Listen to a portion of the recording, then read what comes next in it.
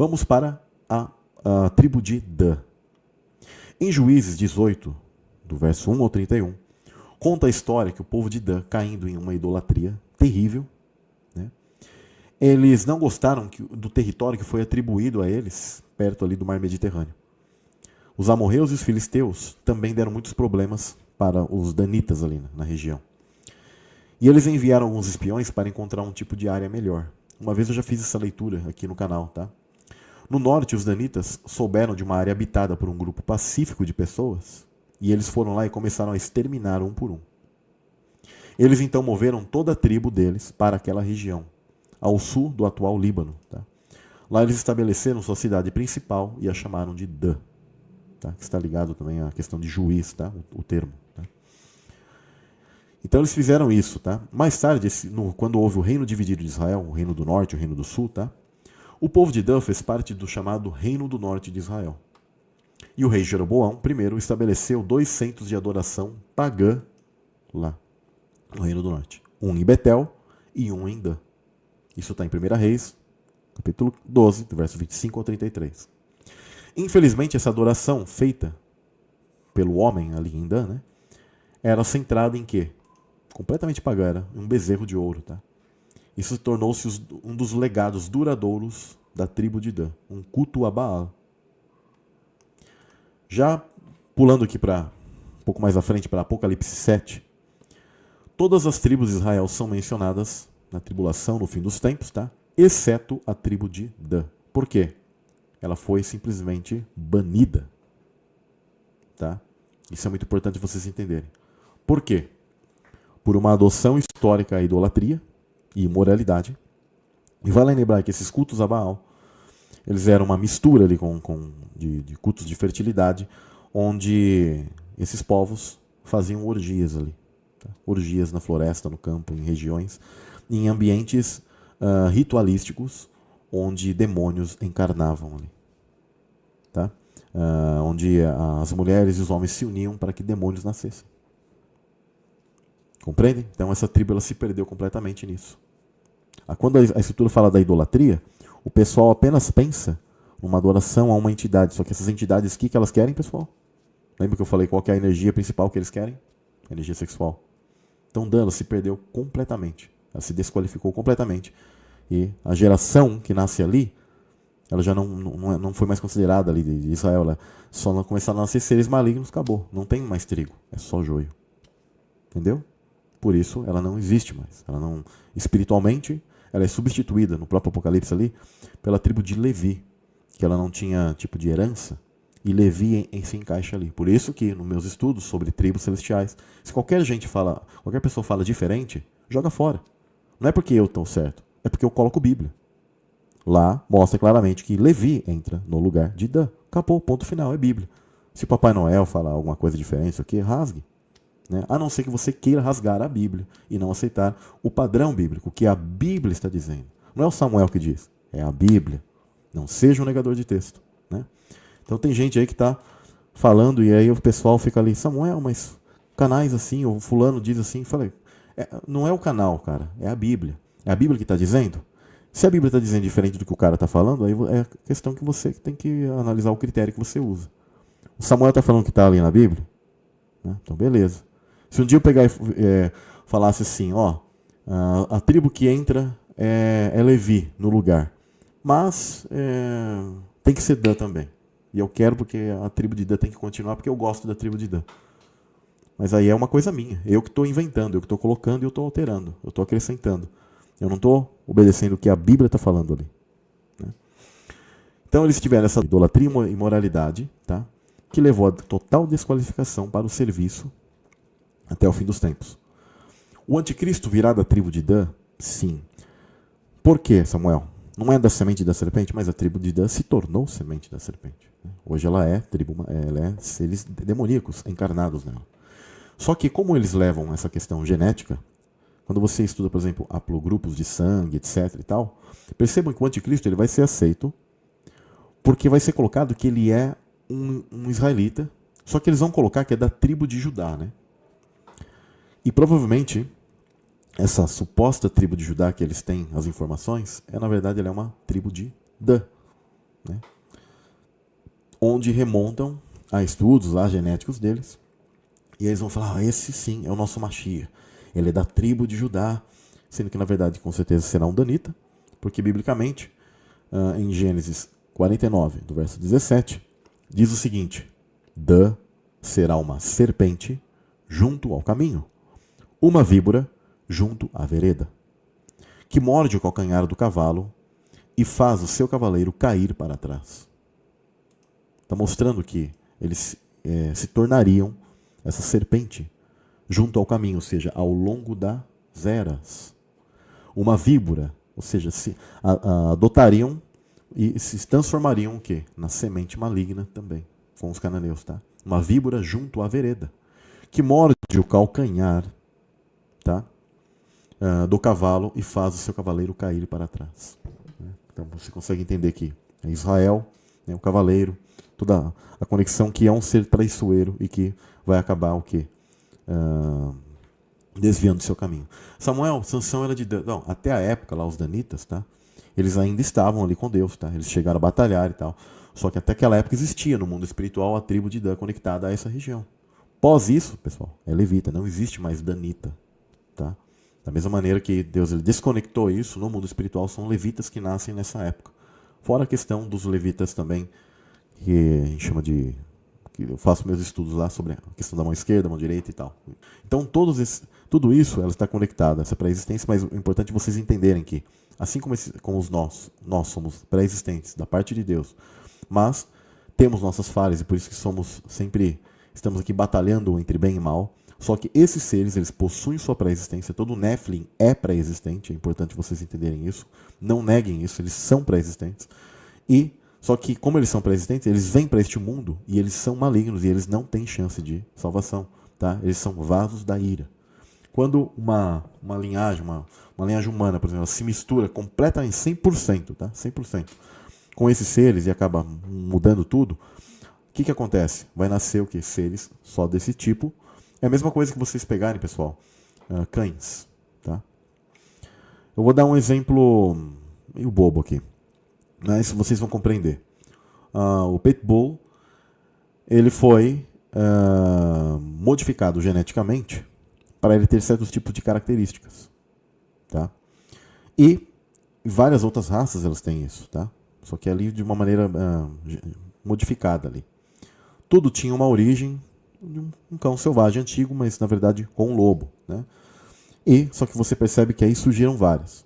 Todos são cães, só que existem aqueles que a própria informação genética ela vai causar um tipo de propensão nos dados, é como um programa, tá?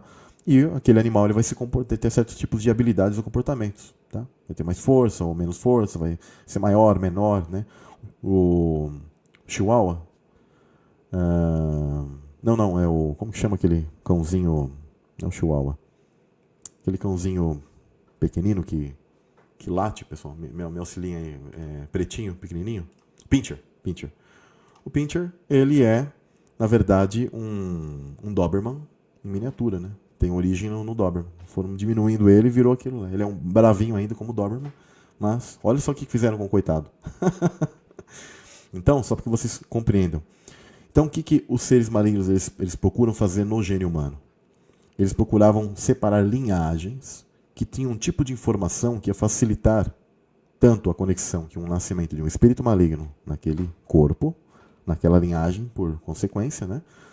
E informações, questões sanguíneas, etc. E tal. Não é só tipo sanguíneas que a gente conhece, não, pessoal. Coisas muito mais profundas que vão muito além dos estudos de genética que a gente tem hoje.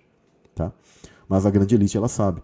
E essas informações sendo guardadas como programas melhoram, entre aspas, para eles as informações para que o espírito maligno que vier encarnar naquela descendência em seguida e assim por diante, ele vai ter mais facilidade para certos tipos de coisas, né? Desde paranormalidade, talvez um pouco mais de inteligência, um pouco mais de força, etc. Só que o próprio DNA humano foi decaindo a ponto que hoje eles estão cada vez mais parecidos conosco. Tá? Já não tem essa questão da altura e tal, só que eles procuram o quê? Guardar ainda certos tipos de informações que ainda os torna sensíveis a isso. Uma coisa que eu já comentei isso em grupos, e uma vez um pessoal ficou chocado, mas você, como um ser humano, tá? Você um espírito da parte de Deus, mas se você nasce no corpo humano, nosso corpo ele já está modificado tudo. Só que nós, talvez as pessoas não param muito para pensar isso. Qual o destino daqueles que não vão herdar salvação, pessoal? O que vai acontecer? Você está aqui pela pré-existência por uma questão de escolha. Você precisa vir a este mundo e escolher. Se você escolher e acabar caindo no caminho mal, qual o destino que você terá? É o mesmo destino do quê? De demônios. Sabe por quê? Porque ao longo de sua vida você começa a se tornar um caído. O teu espírito começa a se tornar um caído. Até a tua saúde vai ficar diferente, tá? Até a tua vida vai ficar diferente. Isso é tão simples que você pergunta para uma pessoa que ela vive uma vida de pecado e quando ela se converte, tudo muda, porque são menos vícios, são menos muitas coisas. Ela vai ter até o físico dela, até a parte dela, o olhar, tudo dela vai ser diferente. Agora, quando ela está numa vida terrível, tal, tudo também muda. E aquela pessoa, ao longo da vida dela, ela está selando e mostrando que ela era que ela deve fazer parte e ser contada como um caído. Por isso que ela não vai herdar a salvação. Compreendem isso? Poucos talvez param para pensar dessa forma e desse ponto de vista. Todo não salvo, ele será um demônio. Ele é um demônio daí naquele momento. Ao veredito dele. Você está aqui para mostrar se você é um espírito filho de Deus ou filho do maligno. Né? No sentido de que existem os que já são filhos do maligno e não têm salvação, mas você vai dar o voto, tipo assim, você que está demonstrando. Lembra que a Escritura fala, eis que te proponho a vida e a morte. Os céus e a terra, ou seja, as dimensões de cima e a terra, as tomam como testemunha, eis que te proponho a vida e a morte. Escolha, pois tu. Livre-arbítrio. Você tem a escolha. Só que aquilo que você demonstrar, vai mostrar se você vai fazer parte dos espíritos, filhos de Deus, daqueles que são anjos, ou estará contado entre demônios. Compreende? Talvez uma informação tão simples para alguns, mas elas nunca caíram na real. Em Deuteronômio 3, 22, diz também algo interessante. Dan é como um filhote de leão que vive saltando na terra de Bazã. Eles eram guerreiros. Moisés colocou isso como uma espécie de bênção temporária na época, mas eles sempre dando a ênfase, terra de Bazã. Depois eles se perdem completamente, né? Você já consegue perceber isso, né? Porque ali, inclusive na terra de Bazã, para que você compreenda, por que eu estava falando sobre Og? Og e a terra dos Bazã era chamada de terra dos Refaíns, né? Ou Refaíns, onde ali eles acabaram se perdendo e se misturando. Então isso que é importante que vocês compreendam. Og, como esse rei de Bazã, inclusive ele é citado 22 vezes na Bíblia. Citado mais que muitos profetas, hein? Em 6 livros bíblicos diferentes, sem contar inclusive apócrifos, né? E Bazã, não tenham dúvidas, pessoal, era um local de Néfilins e os danitas sucumbiram e foram, com o passar do tempo, engolidos espiritualmente por esses seres malignos, extinguindo a pureza de sua tribo para sempre, adotando os cultos cananeus. Então, se alguém lá falasse, fulano, você que estuda as tribos celestiais e tal, você é tribo de Dan. Não, você não é tribo de Dan. Você é um levita, tá? Levi entrou, biblicamente, no lugar de danitas. Tá? Então, não fique caindo nesses contos. Siga a questão bíblica, tá bom? Jeremias 8,16, ela diz o seguinte, tá? Inclusive, vou fazer até uma leitura rapidamente de Jeremias, do verso 1 ao 5, só para vocês entenderem. Olha que interessante. Jeremias 8, do verso 1 ao 5. Naquele tempo, diz o Senhor, tirarão para fora das suas sepulturas os ossos dos reis de Judá, e os ossos dos seus príncipes, e os ossos dos sacerdotes, e os ossos dos profetas e os ossos dos habitantes de Jerusalém. E expô-los-ão ao sol e à lua, e a todo o exército do céu, a quem tinham amado, e a quem tinham servido, e após quem tinham ido, e a quem tinham buscado e diante de quem se tinham prostrado. E não serão recolhidos nem sepultados, serão como esterco sobre a face da terra. Ou seja, aqui está falando que em algum momento, e isso eu entendo que é o fim dos tempos, eles tentarão desenterrar ossos de profetas, de tudo que eles têm ali, de habitantes que houveram, e vão querer expor ao sol e à lua, ou seja, e ao exército do céu. Quem é esse exército do céu? Que a Escritura diz aqui que esses caras que vão fazer isso, eles amaram a esse exército do céu, ou seja, entidades malignas. Tá? O culto às estrelas, ao exército dos céus. E a Escritura fala que eles serão como esterco. Não vou nem falar outra palavra aqui, mas já deu para compreender, né? Como esterco sobre a face da terra. E será escolhida antes da morte do que a vida por todos os que restarem desta raça. Né? Ou seja, eles vão escolher a morte em vez da vida. E a Escritura chama desta raça maligna. Está aqui no verso 3 de Jeremias 8, tá? Raça maligna. Tá? Que ficarem em todos os lugares onde os lancei. Né? Diz-lhes mais, assim diz o Senhor, porventura cairão e não se tornarão a levantar? Desviar-se-ão e não voltarão? Ou seja, Deus sabe que eles caem, mas eles sempre tentam voltar. Né? Por que, pois, se desvia este povo de Jerusalém com uma apostasia tão contínua? Persiste no engano e não quer voltar? Né? Então a gente consegue entender que essa raça maligna ela sempre esteve na Terra e um dia ela vai tentar se levantar cada vez mais. Tá? No verso 16, coloca aqui uma coisa muito importante, olha que interessante. Já desde Dan, por que Dan? Porque Dan se perverteu, se corrompeu com esses povos malignos, essa raça maligna que o verso de Jeremias 8 diz. Já desde Dan se ouve o resfolegar dos seus cavalos. Toda a terra treme ao som dos rinchos dos seus fortes, e vêm e devoram a terra e sua abundância, e a cidade e aos que nele habitam.